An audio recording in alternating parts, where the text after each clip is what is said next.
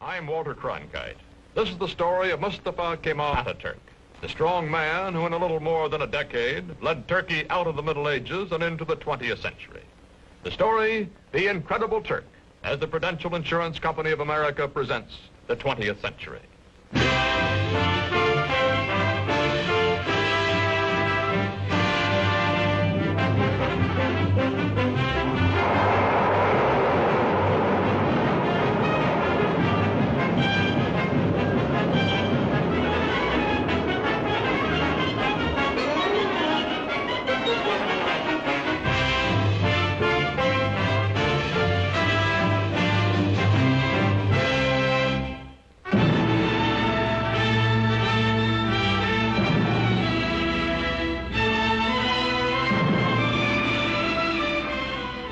In the Middle East today, chaotic, vulnerable to Soviet expansion, Turkey, modern, powerful, and a rarity in this area, pro-Western, is prepared to defend herself against any aggressor.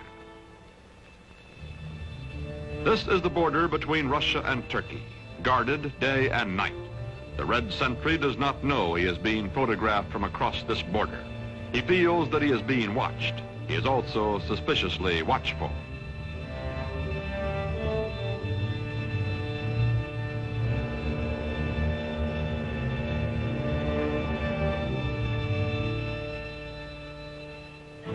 Today, Turkish cavalry defends the broken, desolate terrain at the edge of Asia Minor.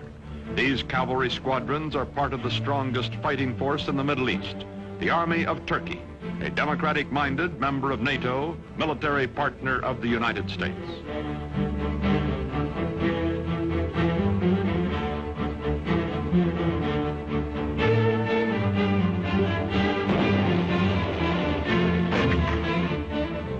Modern Turkey, strong and stable, was created out of a dying Oriental despotism by one man, unique in history, Mustafa Kemal, called Atatürk, father of the Turks.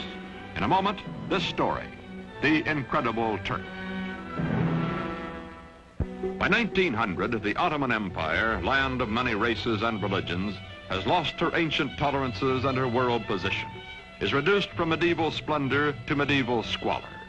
Ruled by inept autocrats, ruined by foreign wars and exploited by foreigners, the people are sunk in poverty, lost in lethargy, mostly illiterate. The Turkish Empire continues to exist only because the European nations cannot agree among themselves to dismember her.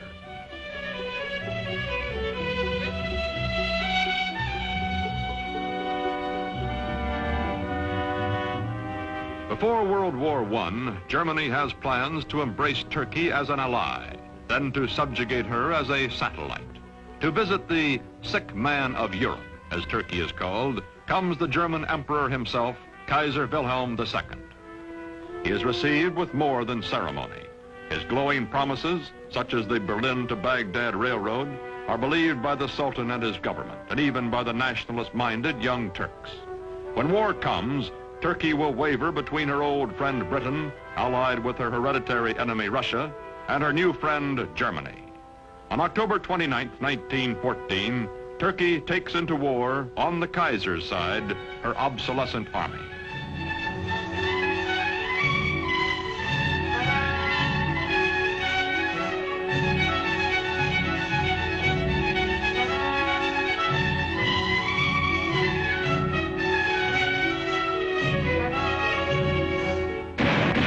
February 1915, the British plan to force the Dardanelles past Gallipoli, take Constantinople, and free Russian shipping in one naval campaign. Mustafa Kemal is an unknown officer commanding a feeble Turkish division at Gallipoli. His brilliant strategy and ferocious personal leadership changed the course of the battle, the campaign, and the war. After 10 months, the British signal defeat and steam away, leaving on the historic shore of the Hellespont a new hero in Turkey. One victory, one great military commander are not enough. The defeat of the Central Powers by the Allies brings the end of the old Ottoman Empire. It is carved away, leaving only Turkey proper, a much smaller and more homogeneous land which, with leadership, may become a nation. November 1918. The ships of the victors crowd the harbor at Constantinople after World War I.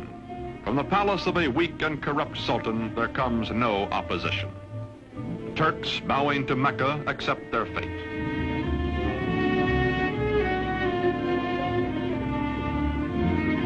From France and from Great Britain, occupation troops disembark to take over the ancient capital.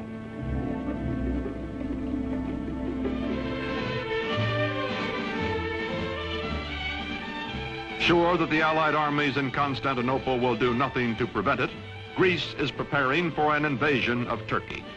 On May 15, 1919, the Greeks land their troops.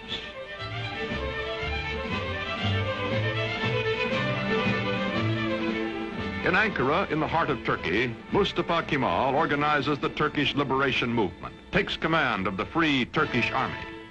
From far off Constantinople, the Sultan repudiates him, but Mustafa grimly swears that he will gain Turkey's freedom or die. No other general equals this man, and the Turkish soldiers need only to be led to fight. They are traditionally warriors.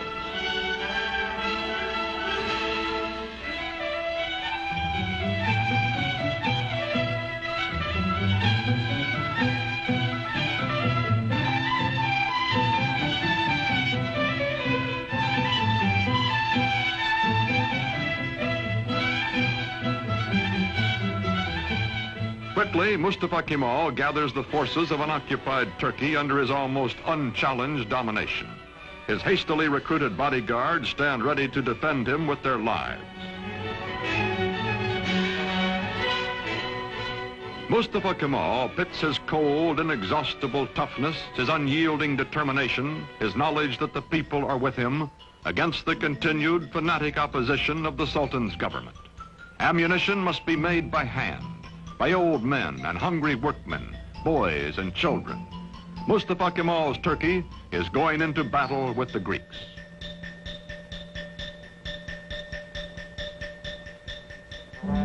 The war with the Greeks lasts 3 years, from 1919 to 1922. The Turkish people know it is a war of extermination, atrocious, no quarter given or asked. Heroically led, the Turks advance against the invaders. The women leave their endangered homes to carry shells to the army.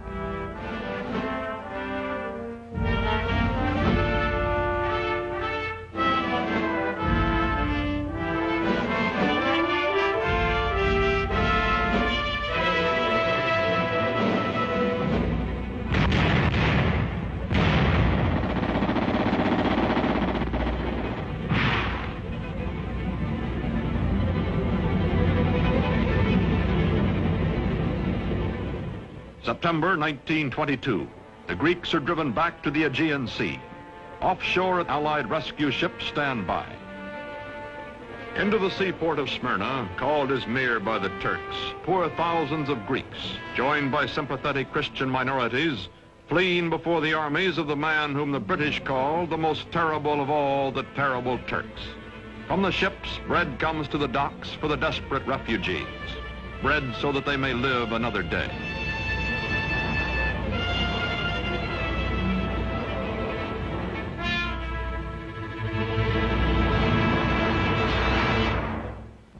September 9th, 1922. The Turks enter Smyrna, last stronghold of the invaders. They take vengeance against the Greeks for whole Turkish villages wiped out, for their kinsmen massacred.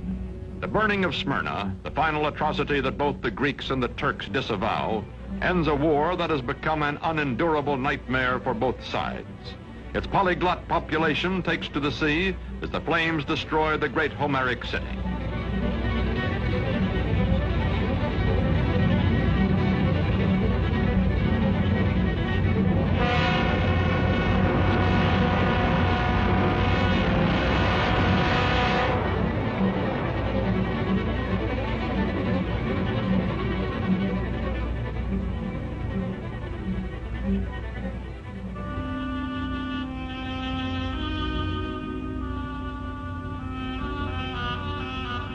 Star and crescent fly over liberated Turkey. Mustafa Kemal Pasha, married to a woman of Smyrna who personifies his ideal of Western freedom for all Turkish women, is Chief of State and Supreme Commander of the Army. With the winning of the war, he removes his uniform, never to wear it again. He is now granted dictatorial powers by the elected National Assembly. In Constantinople, to be officially renamed Istanbul, the foreign occupation troops are evacuated. In the fall of 1922, Sultan Mohammed VI, whose family has reigned for 7 centuries, fears for his life and goes into exile as crowds cheer his going. Mustafa Kemal's victorious army enters Istanbul.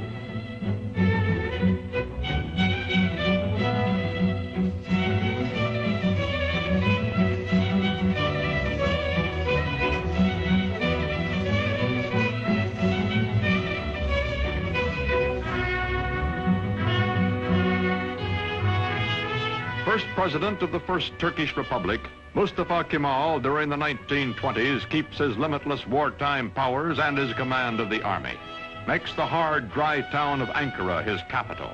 His fantastic dream is not of empire or conquest, but of creating a democratic Turkey, a new kind of Turk in his lifetime.